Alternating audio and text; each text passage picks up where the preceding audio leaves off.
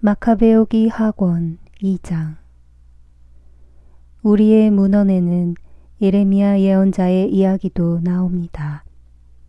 그는 앞에서 말한 그 불을 조금 가져가라고 유배자들에게 명령하였습니다. 그리고 예언자는 유배자들에게 율법서를 준 다음 주님의 계명을 잊지 말고 금과 은으로 만든 우상들과 그 장식물을 보면서 생각만으로라도 현혹되지 말라고 지시하였습니다.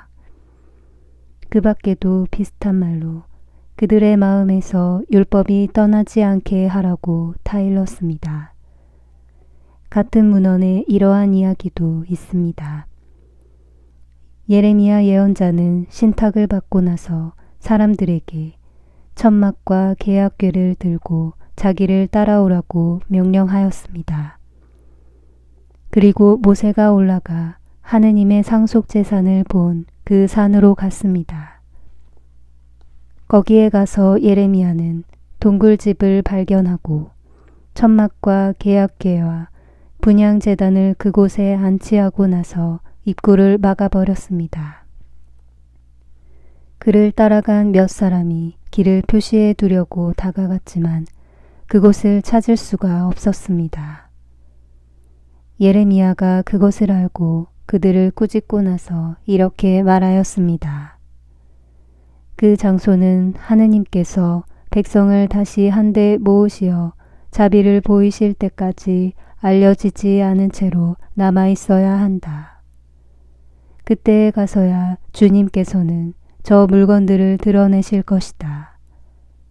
그리고 모세 위에 나타났듯이 솔로몬이 그 장소가 특별히 성화되도록 청하였을 때 나타났듯이 주님의 영광과 구름도 나타날 것이다. 또 지혜를 갖춘 솔로몬이 성전을 봉헌하고 완공하면서 희생 제물을 바친 이야기도 분명히 드러나 있습니다. 모세가 주님께 기도하였을 때 하늘에서 불이 내려와 희생 제물을 태운 것처럼 솔로몬이 기도하였을 때에도 불이 내려와 번제물을 살랐습니다. 모세는 속죄 제물을 사람들이 먹지 않았기 때문에 불이 살라버린 것이다 하고 말하였다. 솔로몬도 같은 모양으로 여드레 동안 축제를 지냈습니다. 위의 문헌과 느헤미야의 회고록에는 이러한 일들과 함께 느헤미야가 도서관을 세우고 임금과 예언자들에 관한 책들과 다윗의 책들 그리고 자원 예물에 관한 임금들의 편지를 모아들였다는 이야기도 나옵니다.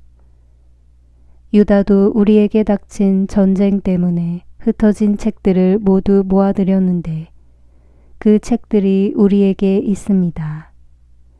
필요하시다면 그것들을 가져갈 사람들을 보내십시오. 우리는 정결 예식을 거행하려고 하면서 여러분에게 이 편지를 씁니다. 여러분도 이 축제를 지내시면 좋겠습니다. 하느님께서는 당신의 모든 백성을 구원하시고 모든 이에게 상속재산과 왕권과 사제직과 거룩한 예식을 회복시켜 주셨습니다. 이는 그분께서 율법을 통하여 약속하신 대로입니다. 그래서 우리는 하느님께서 곧 자비를 베푸시어 우리를 하늘 아래 온 땅에서 거룩한 곳으로 모아들이시리라고 희망합니다. 그분께서 우리를 큰 불행에서 건져주시고 이곳을 정화시켜 주셨기 때문입니다. 저자의 머릿말. 유다 마카베오와 그 형제들의 이야기. 대성전의 정화와 제단의 봉헌. 안티오코스 에피파네스와 그의 아들 에우파토르와 치른 여러 전쟁. 유다교를 위하여 용감하게 싸운 영웅들에게 하늘에서 내린 현시들.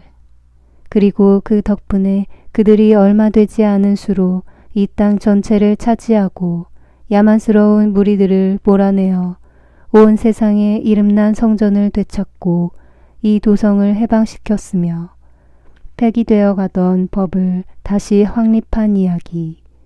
이렇게 주님께서 당신의 크신 자비로 그들을 대해주신 이야기를 키레네의 자손 야손이 5권의 책으로 펴냈다.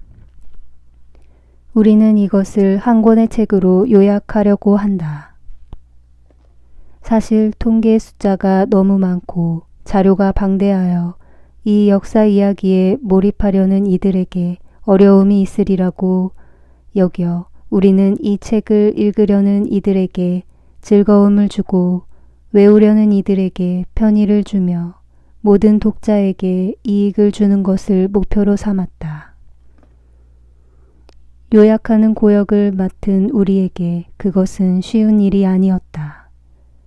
그 일은 땀을 쏟게 하고 잠을 빼앗아 갔다. 그것은 잔치를 준비하여 손님들을 흡족하게 해주는 일이 수월하지 않은 것과도 같다. 그런데도 우리는 많은 이가 고마움을 느끼도록 이 고역을 기꺼이 받아들이고자 한다. 모든 사건의 자세한 내용은 저자에게 맡기고 우리는 줄거리를 요약하는 일에만 노력을 기울이려고 한다. 새 집을 짓는 건축가는 집 전체를 살펴야 하지만 칠하는 일과 꾸미는 일을 맡은 이는 장식에 필요한 것이 무엇인지에 주의를 기울여야 한다. 우리의 경우도 마찬가지라고 생각한다. 어떤 사건으로 들어가서 그 일을 두루 살펴보고 각 부분을 자세히 다루는 것은 원 역사가가 할 일이다. 그러나 이야기를 다시 편집하는 이에게는 간결한 표현을 쓰고 사건의 세밀한 내용은 생략하는 것이 허용되어야 한다. 이상 말한 것에 덧붙일 필요 없이 이제 이야기를 시작하자.